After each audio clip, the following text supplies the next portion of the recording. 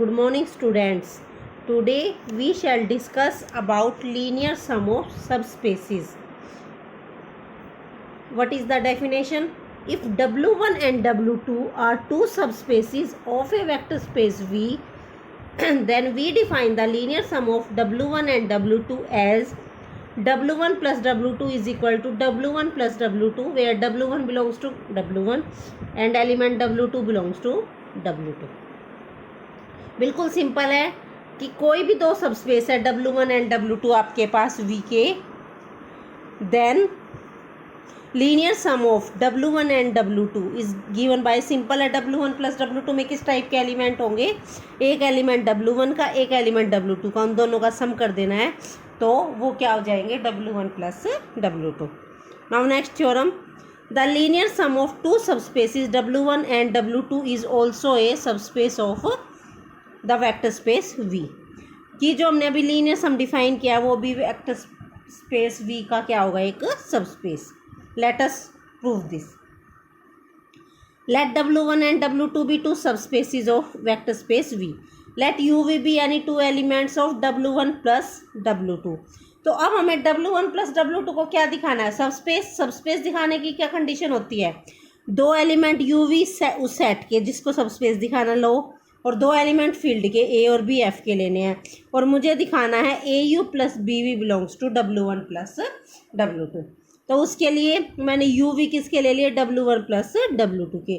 तो U W1 plus W2 का, तो U किस फॉर्म का होगा, W1 प्लस W2 का, वेट W1 मतलब small W1 belongs to capital W1 और small W2 belongs to capital W2. और V मैंने मान लिया W1 dash plus W2 dash, वे W1 dash belongs to W1 और W2 dash belongs to W2. यहाँ पे आप कुछ भी मान सकते हो, बस ये एलिमेंट W1 का होगा और ये एलिमेंट W2 का होगा. ठीक है. Now A B belongs to F मान लिया हमने, देन AU प्लस BV निकालते हैं हम, क्या आएगा A इंटू U की वैल्यू पुट कर दी W1 plus W2 plus B, V की वैल्यू पुट कर दी W1 dash plus W2 dash, ये हो गया AW1 plus BW1 dash plus AW2 plus BW2 dash. Now since W1 और W2 तो हमारे पास सब स्पेसिस है V के, तो AW1 प्लस BW1 डैश, ये दोनों W1 और W1 डैश W1 के एलिमेंट है, तो ये एलिमेंट किसको बिलोंग करेगा, W1 को. इसी तरह AW2 प्लस BW2 डैश किसको बिलोंग करेगा, W2 को. तो एक एलिमेंट W1 का हो गया, एक एलिमेंट W2 का हो गया, तो टोटल एलिमेंट किसका हो गया, W1 प्लस W2 का. देयरफॉर AU प्लस BV किसको बिलोंग कर गया, W1 प्लस W2 को. This implies W1 plus W2 is a subspace of V. Now next definition, subspace generated bye A set. ठीक है, क्या है हमारे पास कि कोई भी सबस्पेस, उसको हम बोलेंगे वो किसी सेट से जनरेट होता है. कब, let V be a vector space over F and S is contain in V, मतलब S V का कोई भी सबसेट है. Then W is said to be subspace generated by S if W is the smallest subspace of V containing S and is denoted by this one. देखो ये ध्यान से देखना, सबस्पेस जनरेटेड बाय सेट का क्या मतलब है, V कोई भी वेक्टर स्पेस है, S उस V का कोई भी सबसेट है, तो W को कहेंगे हम W is generated by S अगर W सबसे छोटा ऐसा सबस्पेस है जो S को कंटेन करता है. मीन्स V के जितने भी सबस्पेस है W उन सब में छोटा है जो S को कंटेन करता है, तो हम बोल देंगे W is generated by S and we can write it as W is equal to this. Now next theorem, the linear sum of two subspaces W1 and W2 of a vector space V is a subspace generated by union of W1 and W2, that is W1 plus W2 is generated by W1 union W2. इस theorem में हमें क्या show करना है कि जो W1 और W2 दो सबस्पेस है, उनका जो लीनियर सम है वो क्या होगा, सबस्पेस होगा. वो तो हमने पहले थ्योरम में दिखाई दिया, और वो सबस्पेस होगा और किससे जनरेट होगा, union of W1 union W2, मतलब W1 यूनियन W2 से जनरेट होगा.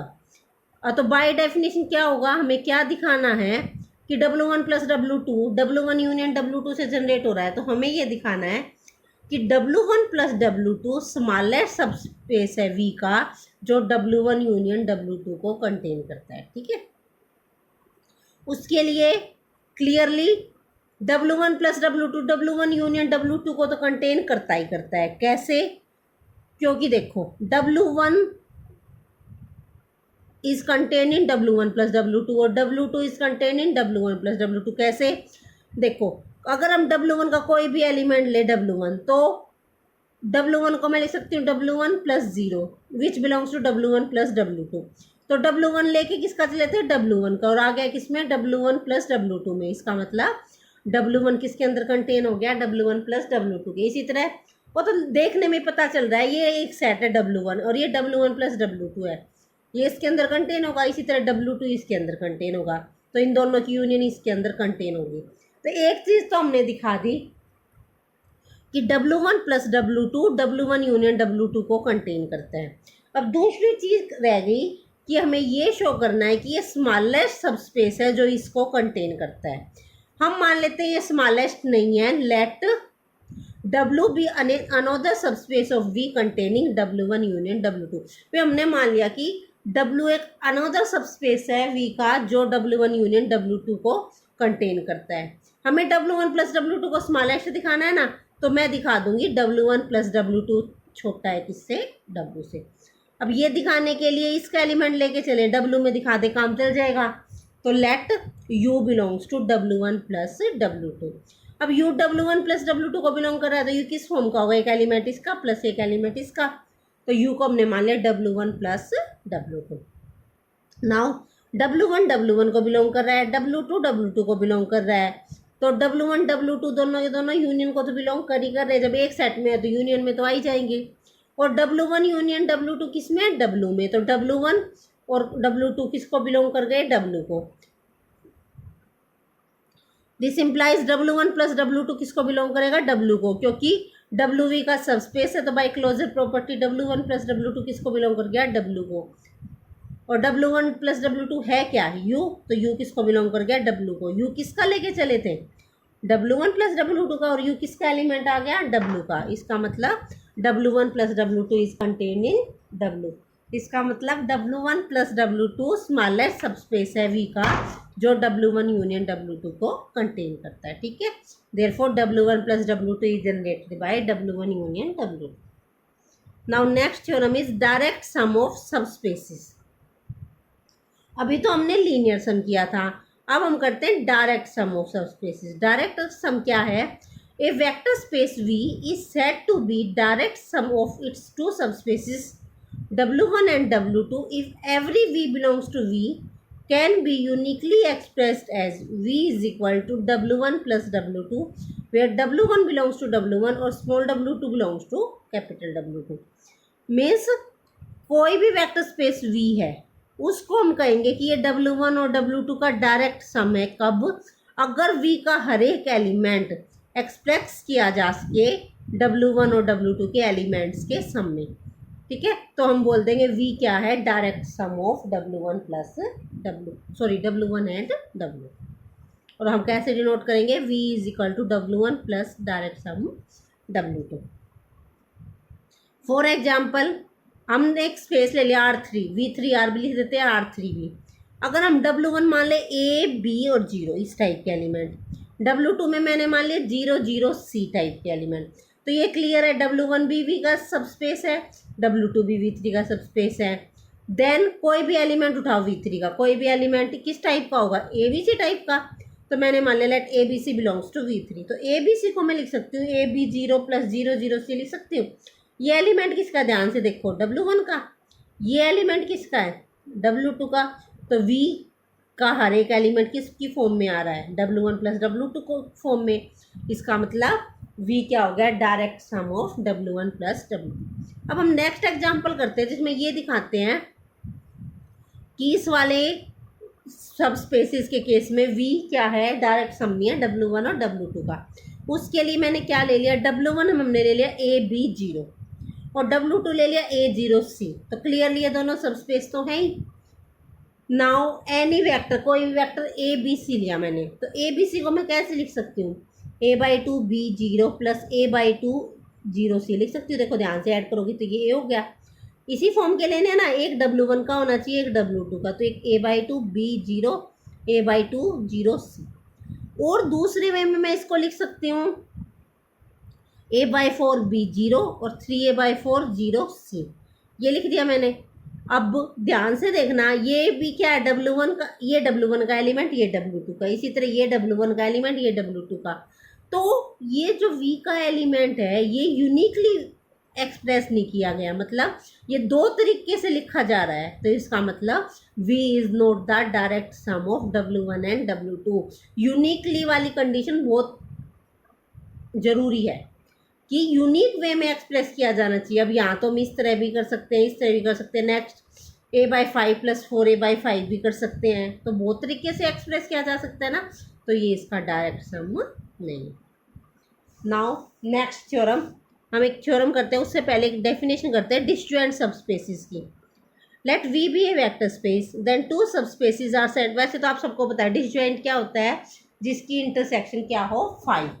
लेकिन यहाँ V वेक्टर स्पेस है, वेक्टर स्पेस के केस में two subspaces W1 and W2 of V are set to be disjoint if their intersection is the zero subspace. कि उनकी इंटरसेक्शन क्या है, जीरो हो, क्योंकि जीरो तो जरूर होगी, हर सब स्पेस में जीरो तो जरूर आएगा, तो 5 तो हो नहीं सकती। तो अगर कि दो सब स्पेसिस की इंटरसेक्शन 5 मतलब जीरो हो, तो उनको हम क्या बोल देते हैं, disjoint subspaces. Now next theorem is, ये इंपॉर्टेंट थ्योरम है, the necessary and sufficient condition for a vector space V to be a direct sum of its subspaces W1 and W2 are that V is equal to W1 + W2 और second W1 intersection W2 is equal to singleton zero. Means V को हम W1 और W2 का direct sum बोलेंगे। अगर V को, एक तो देखो लिखना में यही है, W1 और W2 के एलिमेंट के सम के रूप में लिखना है।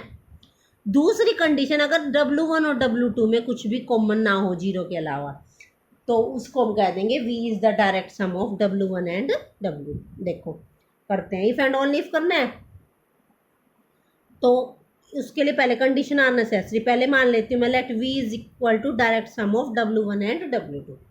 तो V W1 + W तो क्लियर है ही, क्योंकि V तो इन दोनों के सम में लिखा जाएगा ही जाएगा। अब हमें दिखाना क्या, सेकंड कंडीशन की W1 intersection W2 is equal to zero. मैं मान लेती हूँ कि ये जीरो नहीं है, ये जीरो नहीं है, तो एक एलिमेंट V बिलोंग्स करेगा W1 इंटरसेक्शन W2 में। Let V belongs to W1 intersection W2, तो V W1 को बिलोंग करा, V W2 को भी। अब V को मैं देखो कैसे लिख सकती हूँ, V इक्वल टू 0 + V, और V को मैं लिख सकती हूँ V + 0। तो V ध्यान से देखना, एक एलिमेंट W1 का, एक W2 का, तो V को मैंने दो तरह से रिप्रेजेंट कर दिया W1 और W2 के सम के में, विच इज़ नॉट पॉसिबल। क्यों? क्योंकि V तो इन दोनों का डायरेक्ट सम है, तो इसका मतलब W1 इंटरसेक्शन W2 को क्या होना पड़ेगा, 0। ठीक है। Now condition is sufficient. Sufficient condition में हमें क्या करना है, हमने मान लिया कि दो कंडीशन होल्ड हो रही है और हमें दिखाना है ये डायरेक्ट सम है। Let V is equal to W1 + W2, और दूसरा हमने मान लिया W1 intersection W2 is equal to singleton 0। अब देखो हमें दिखाना है डायरेक्ट सम, तो सम तो है ही गिवन।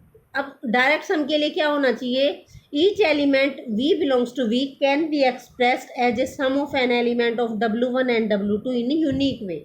हमें इसकी यूनिकनेस दिखानी है। हम मान लेते हैं भाई यूनिक वे में एक्सप्रेस नहीं किया जा सकता, नहीं किया जा सकता तो क्या होगा, दो तरीके से एक्सप्रेस किया जा सकता। तो मैंने माना late V equal to W1 + W2 और V equal to W1 dash + W2 dash, ये दो तरीके से एक्सप्रेस करा जा सकता है, हमने मान लिया। देन यहाँ से ये भी V, ये भी V, तो ये दोनों इक्वल हो गए। यहाँ से W1 + W2 equal to W1 dash + W2 dash.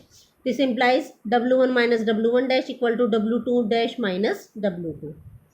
Since W1 is a subspace, तो ये एलिमेंट किसको बिलोंग करेगा, W1 को।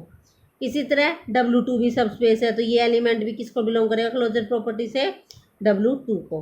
तो इसका मतलब ये वाला एलिमेंट W1 को बिलोंग कर रहा है, तो W1 इंटरसेक्शन W2 को करेगा। इसी तरह W2 डैश - W2 W2 को कर रहा है, तो इसको इंटरसेक्शन को भी करेगा, क्योंकि इक्वल है ये दोनों। बट इंटरसेक्शन क्या है, 0। इसका मतलब this is equal to 0, this is equal to 0। तो W1 equal to W1 dash और W2 is equal to W2 dash. तो ये दोनों इक्वल आ गए। हमने ये डिफरेंट मान के चले थे, लेकिन ये इक्वल ही आ गए। इसका मतलब v का हर एक एलिमेंट यूनिक वे में एक्सप्रेस किया जा सकता है इन दोनों के सम में। ठीक है, अब हम कुछ एग्जांपल्स करते हैं इनसे related. Let W1 W2 be subspaces of R cube given by W1 तो दे दिया x y और 3x, इस टाइप के एलिमेंट है W1 में, और W2 दे दिया हमारे x 2x और z। W2 में इस टाइप के एलिमेंट है, तो हमें W1 इंटरसेक्शन W2 निकालना है। तो बिल्कुल सिंपल है, तो हमें निकालना, हमें नहीं पता R क्यूब का एलिमेंट आना है, तो let x y z belongs to W1 intersection W2। अब W1 इंटरसेक्शन W2 में बिलोंग कर रहा है, तो ये W1 को बिलोंग करना चाहिए और W2 को भी। अब ये W1 को बिलोंग करेगा, तो W1 में क्या है, मेन जो Z है, जो थर्ड एलिमेंट है वो पहले वाले का मल्टीपल है, तो Z is equal to 3x। और एक्स वाई जेड W2 को बिलोंग कर रहा है, W2 में क्या कंडीशन है, जो सेकेंड एलिमेंट है वो पहले वाले का डबल है, तो y is equal to 2x। This implies x y z क्या आ गया, x 2x और 3x, तो इंटरसेक्शन में क्या आ गया, x 2x और 3x। ठीक है, now next example is let W1 W2 W3 be the subspaces of R cube. W1 तो ले लिया x y z belongs to R cube, x plus y plus z is equal to 0। W2 ले लिया x y z belongs to R cube, x is equal to z, और W3 में element ले लिया 0 0 z और z belongs to R। तो हमें prove करना है कि जो ये R क्यूब है, this is equal to W1 plus W3 and also R cube is equal to W2 plus W3। Which of these sums is also direct. देखो हमें क्या शो करना, देखो सबसे पहले तो R क्यूब गिवन है, W1 W2 W3 तीन सब स्पेस दे रखी है, तो सबसे पहले तो हमें ये बताना है कि इन तीनों में से हम R क्यूब को W1 प्लस W3 में लिख सकते हैं और R3 को W2 प्लस W3 में लिख सकते हैं, और ये सम डायरेक्ट सम है या नहीं ये भी चेक करना है। ठीक है, उसके लिए let ABC belongs to R cube. अब ABC को हमें किसके फॉर्म में लिखना, W1 प्लस W3 के एलिमेंट्स की फॉर्म में। तो देखो हम लिख सकते हैं या नहीं लिख सकते, ABC लिया हमने, तो अब W1 और W3 के एलिमेंट देखना किस टाइप से, x plus y plus z is equal to 0। W1 के तो इस टाइप के हैं, भी तीनों को ऐड करने पे 0 आना चाहिए, और W3 के एलिमेंट किस टाइप के हैं, 0 0 z। तो यहाँ से ABC को मैं लिख सकती हूँ AB minus A minus B plus 0 0 A plus B plus C। ध्यान से देखना, जब हम इनको ऐड करेंगे तो ये आ जाएगा A, ये आ जाएगा B और ये आ जाएगा C, तो ये हो गया। इसी तरह नेक्स्ट W1 इंटरसेक्शन W3। अब W1 इंटरसेक्शन W3 निकाल के देखते हैं हम डायरेक्ट सम के लिए। अब W1 इंटरसेक्शन W3 में क्या है, W1 में तो क्या है, x plus y plus z equal to 0 है, और W3 में क्या है, x भी 0 y भी 0। तो इसका मतलब ये दोनों कंडीशन x भी 0 y भी 0 और x plus y plus z भी 0, तो यहाँ पे z भी क्या आ जाएगा 0, यानी कि तो W1 इंटरसेक्शन W3 क्या है, 0 0 0। तो ये इंटरसेक्शन 0 आ गई, इसका मतलब ये क्या है, डायरेक्ट सम। ये तो हो गया W1 प्लस W3 का। अब हम चेक करते हैं W2 और W3 का। उसके लिए R क्यूब देखो ध्यान से,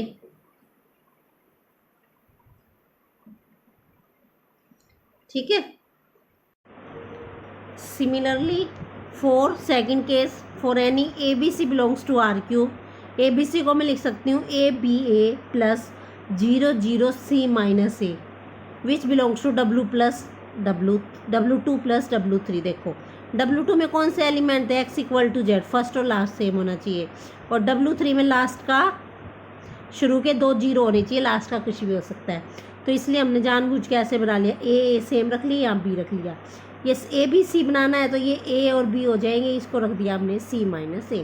तो R क्यूब के एलिमेंट को हमने किसकी फॉर्म में एक्सप्रेस कर दिया, W2 और W3 के सम में। अब हम डायरेक्ट सम निकालने के लिए W2 इंटरसेक्शन W3 कैलकुलेट करेंगे, तो क्या आएगा, x y z belongs to R cube. W2 में तो क्या है, x is equal to z, और W3 में x is equal to y, तो x equal to y equal to z हो गया, x is equal to z और x equal to y equal to 0। तो यहाँ से x equal to y equal to z equal to 0, तो 0 0 आ गया, इसका मतलब इंटरसेक्शन 0 आ गई। इसका मतलब R क्यूब W2 और W3 का क्या हो गया, direct sum. Hence W1 plus W2 and W2 and W3 are both direct some.